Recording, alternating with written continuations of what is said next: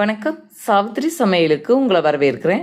இப்போ அருமையான சுவையில் சத்தான கொங்கு நாட்டு முறையில் வாழைப்பூ அரிசி பருப்பு சாதம் வித்தியாசமான முறையில் செய்திருக்குங்க. One pot ரெசிபியாக. இதுக்கு அப்பளம், வடகம், வத்தல், ஊறுகாய், கூட்டு, பொரியல் இதெல்லாமே வச்சு சாப்பிடலாங்க.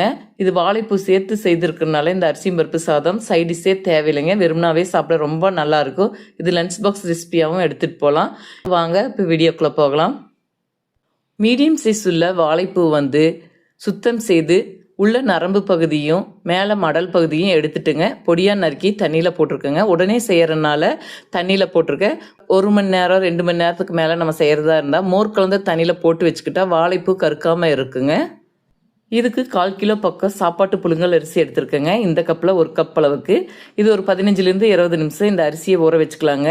இது கூடவே 1/4 கப் அளவுக்கு துவரம்பருப்பு, அரிசியை ஊற வச்சுருக்கேங்க. பருப்பை ஊற வைக்கல, அப்படியே கழுவி சேர்த்துக்கலாம். இப்போ சாப்பாட்டுக்கு தாளிக்க 3 டேபிள் ஸ்பூன் எண்ணெய் விட்டுக்கிறேங்க. நான் எடுத்துருக்கிறது 250 கிராம் பக்கம் சாப்பாட்டு புழுங்கல் அரிசி எடுத்துருக்கேங்க. அதுக்கு இந்த அளவுக்கு எண்ணெய் சேர்த்துக்கிறேன். நீங்கள் கூடுதலாக விருப்பப்பட்டாலும் கூட 1 டேபிள் ஸ்பூன் எக்ஸ்ட்ரா எண்ணெய் சேர்த்துக்கலாங்க.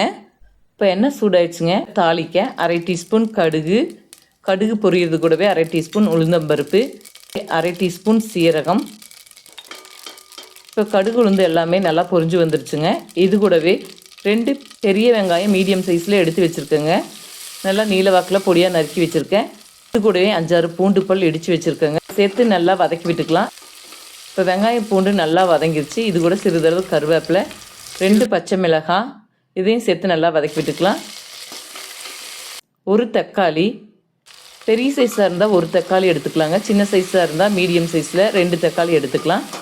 இது கூடவே பொடியாக நறுக்கினா மல்லித்தலையும் சேர்த்து நல்லா கலந்து விட்டுக்கலாம். இப்போ தக்காளி வதங்கி வரைக்கும் சாப்பாட்டுக்கு தேவையான அளவுக்கு உப்பு சேர்த்துக்கலாம். தக்காளி நல்லா வதங்கி வந்துடுச்சுங்க. இது கூட 1/2 டீஸ்பூன் மஞ்சள் பொடி, 1/2 டீஸ்பூன் சாம்பார் பொடி, 1/2 டீஸ்பூன் பெருங்காயத்தூள், மசாலா பொருள் எல்லாமே சேர்த்து நல்லா வதக்கி விட்டாச்சு. இப்போ நறுக்கி வச்சுருக்கிற வாழைப்பூவை தண்ணி வடிச்சிட்டு நல்லா சேர்த்துக்கலாங்க. உங்களுக்கு எந்த அளவுக்கு வாழைப்பூ தேவையோ அதுக்கு தகுந்த மாதிரி நீங்கள் வாழைப்பூ சேர்த்துக்கலாம். வாழைப்பூ சேர்த்துட்டு நல்லா கலந்து விட்டுக்கலாம்.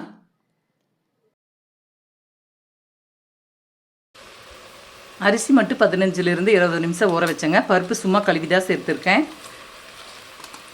அரிசியும் பருப்பை சேர்த்துக்கலாம். 1 கப் அரிசிக்கு சாப்பாட்டு புழுங்கல் அரிசிக்கு நான் 2.5 கப் அளவுக்கு தண்ணி சேர்ப்பேங்க.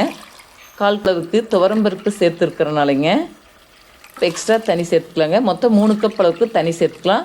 உங்கள் சாப்பாடு புழுங்கல் அரிசி எந்தளவுக்கு தண்ணி பிடிக்குமோ அதுக்கு தகுந்த மாதிரி நீங்கள் தண்ணி சேர்த்துக்கலாம். குக்கரில் ஹை ஃப்ளேமில் 3 விசில் வச்சுக்கிட்டா சரியாக இருக்குங்க.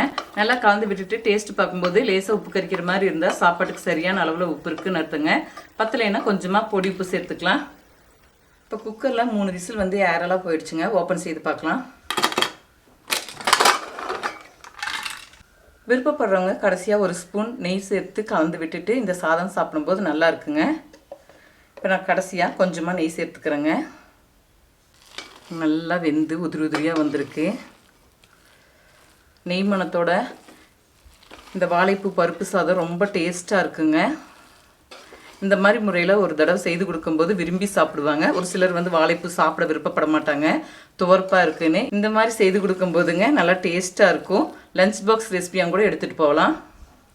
இப்போ அருமையான சுவையில் சத்தான ஆரோக்கியமான கொங்கு நாட்டு ஸ்டைலில் வாழைப்பூ அரிசி பருப்பு சாதம் செய்துட்டேங்க. இதுக்கு வடகம், வத்தல், ஊறுகாய், அப்பளம், பொரியல், கூட்டு எல்லாமே வச்சு சாப்பிட்லாங்க. ஆனால் இது வெறுமனா சாப்பிடவே ரொம்ப நல்லாயிருக்கும். லஞ்ச் பாக்ஸ் ரெசிபியாகவும் எடுத்துகிட்டு போகலாங்க.